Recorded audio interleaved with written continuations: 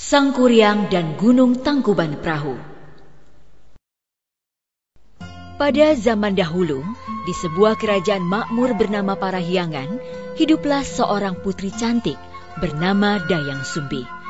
Dia suka sekali menenun. Suatu hari Dayang Sumbi menenun di teras istana.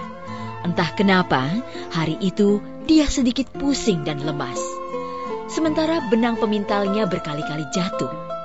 Dayang Sumbi menjadi malas mengambilnya.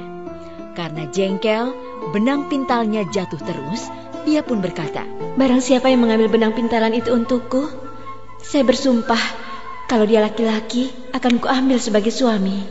Dayang Sumbi senang karena benang itu sudah berada di dekatnya.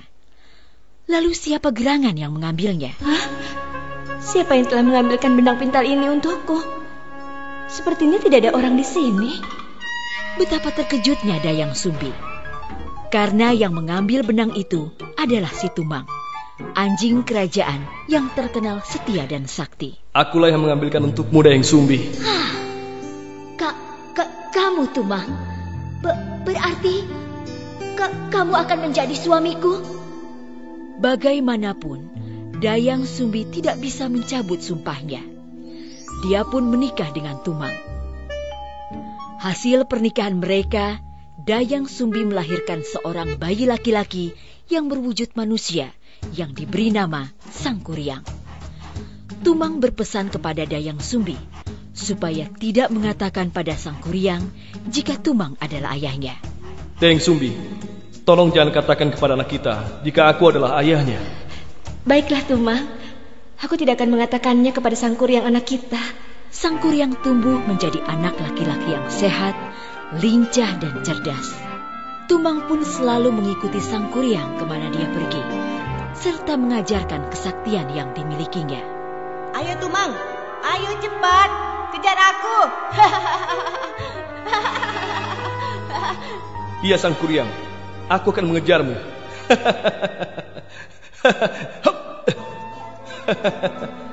Sang Kuryang mengira Tumang adalah anjing peliharaan semata. Dia tidak mengetahui jika Tumang adalah ayahnya.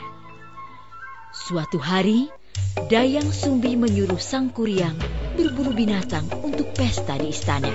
Sang Kuryang anakku, pergilah berburu ke hutan bersama Tumang untuk pesta istana. Baik Ibunda, Sang Kuryang pasti akan mendapatkan hasil buruan yang banyak.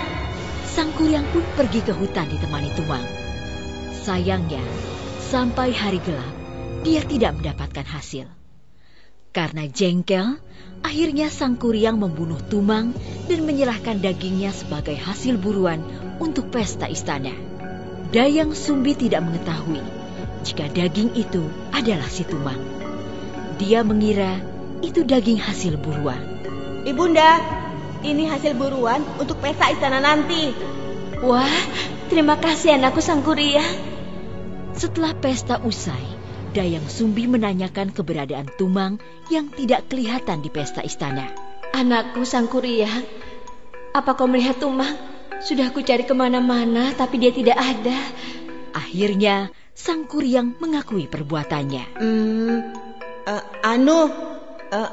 Itu Ibunda,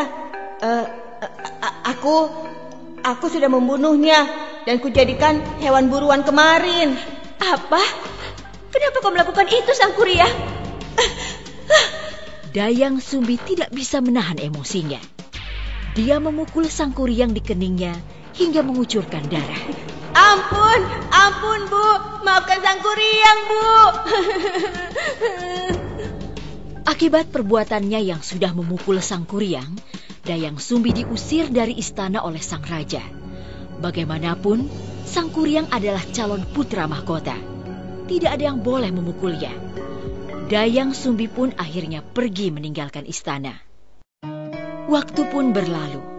Sang Kuryang tumbuh menjadi pemuda tampan, sakti, dan disegani. Suatu hari dia pergi berburu di hutan.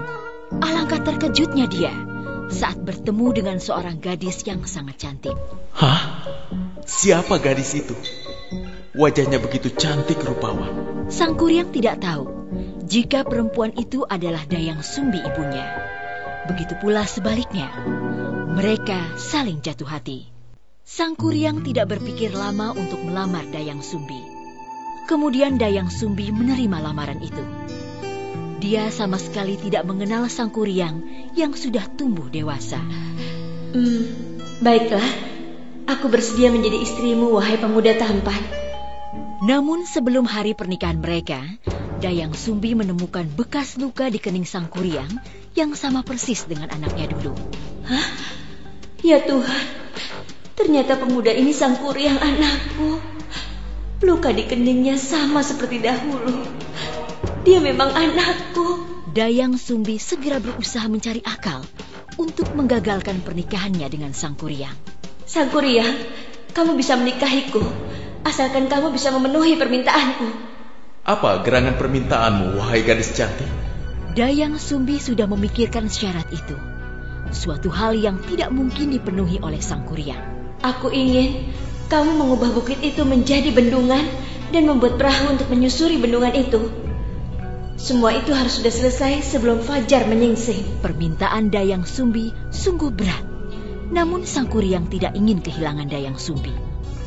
Baiklah, aku akan mewujudkan semua permintaanmu. Sang Kuryang mengeluarkan seluruh kesaktiannya. Dia mengundang seluruh makhluk halus dan jin untuk membantu. Kesaktiannya ini dulu diajarkan oleh ayahnya Tumang. Mereka lalu bekerja semalaman menutup sungai dan mata air dengan lumpur dan tanah. Akhirnya aku bisa menjadikan bukit ini menjadi bendungan. Saat semua sudah terbendung, Sang Kuryang pergi menebang pohon raksasa dan mulai membuat perahu yang sangat besar. Sekarang tinggal membuat perahu besar untuk menyeberangi bendungan ini. Aku pasti bisa. Dayang Sumbi mulai gelisah. Sebab pekerjaan Sang Kuryang hampir selesai. Padahal fajar masih lama. Aduh, bagaimana ini?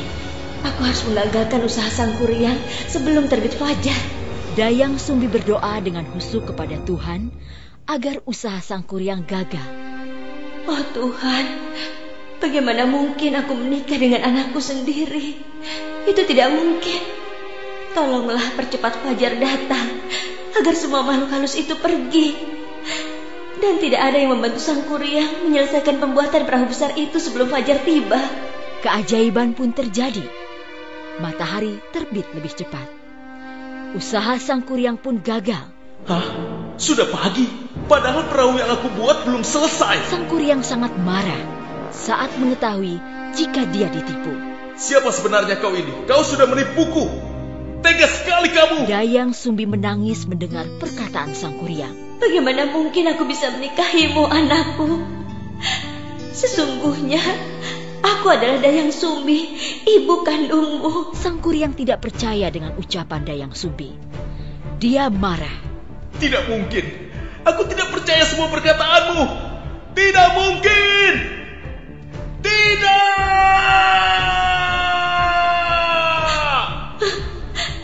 Aku ibumu, Sang Kuryang. Ibu kandungmu.